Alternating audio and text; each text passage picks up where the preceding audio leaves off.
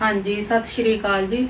उम्मीद करती हैं सारे ठीक ठाक होवोगे जी। अज असी वीडियो लेके आए जिहदे विच असी तुहानू मसलीन दे बहुत ही प्यारे जे सूट दिखावांगे। पहला सूट जिहड़ा मैं वेयर किया हुआ बड़ा ही प्यारा जिहा सूट है, तुसीं नेट तो देख सकते हो। सिंगल थ्रैड दी असीं ने एम्ब्रॉयडरी की हुई है ते यह बॉटम है, स्ट्रेट बॉटम है। बॉटम ते असीं ने कोई लाइनिंग नहीं लाई, ना ही असीं ने स्लीव्स दे उपर लाई है।